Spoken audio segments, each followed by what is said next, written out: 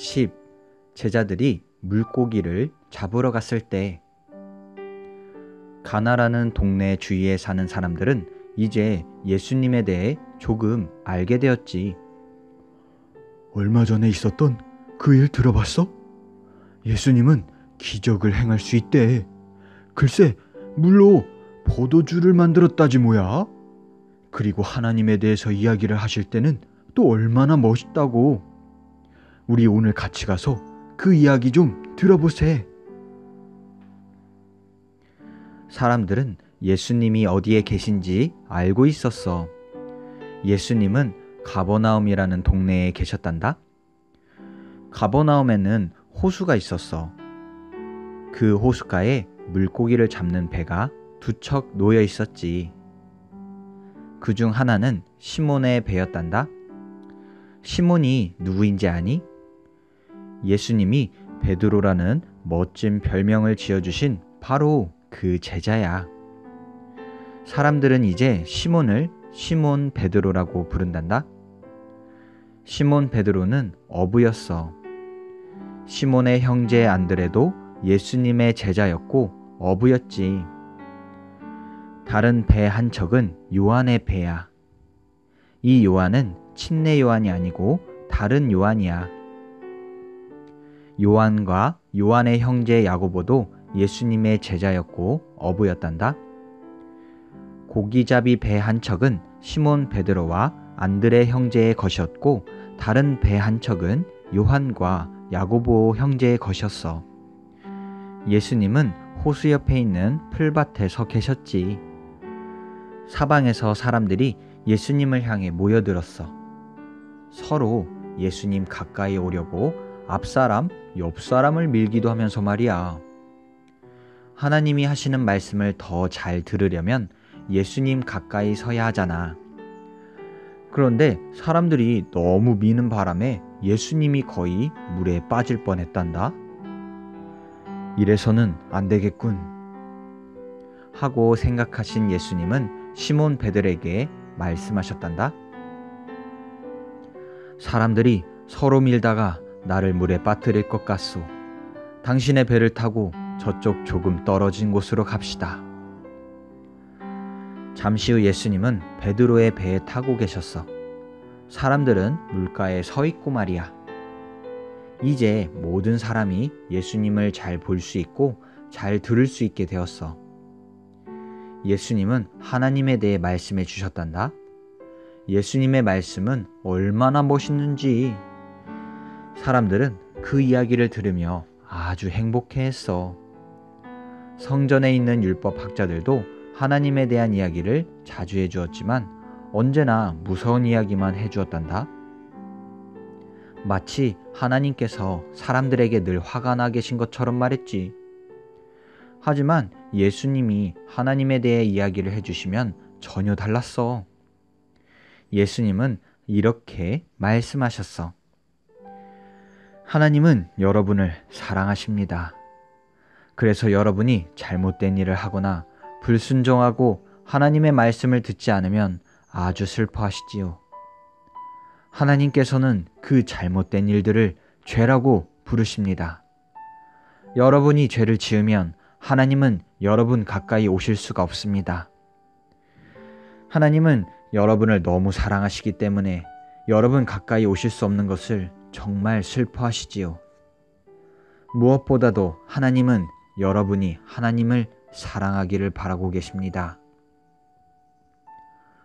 호수 옆에 있는 풀밭에 서서 예수님의 이야기를 조용히 듣고 있던 사람들은 정말 기분이 좋았단다. 사람들은 서로 이렇게 수군거렸지. 예수님은 하나님에 대해 모르시는 것이 없어.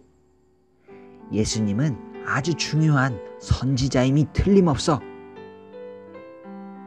예수님이 하나님에 대해 잘 아는 것은 당연하지 않니?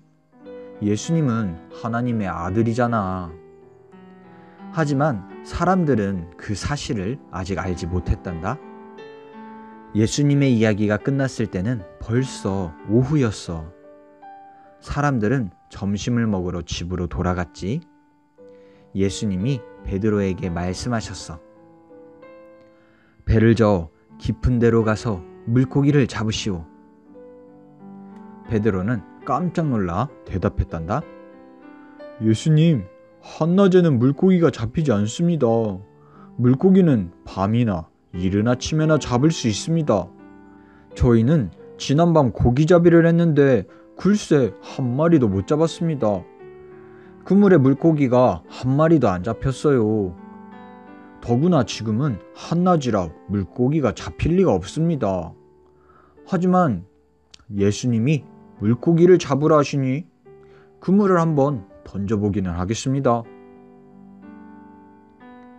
베드로는 배를 저어 호수 안쪽으로 들어가더니 그물을 던졌어. 잠시 후 던졌던 그물을 끌어올리려고 했지.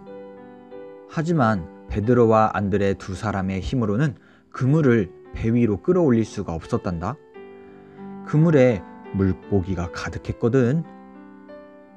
그물이 거의 찢어지기 직전이었어. 다른 사람의 도움을 받아야 했지.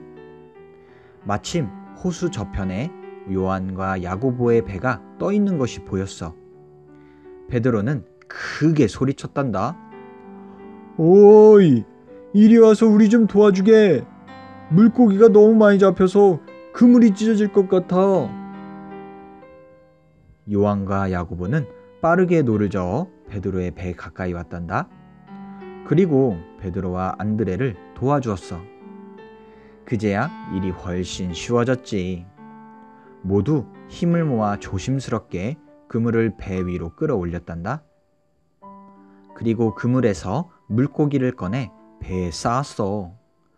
마침내 그물에 있는 물고기를 다 꺼내자 배 두 척은 물고기로 가득했단다.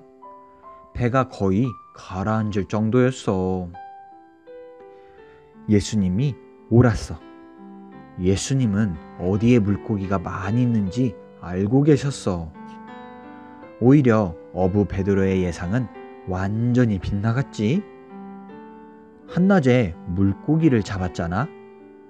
그것도 배 두 척 가득.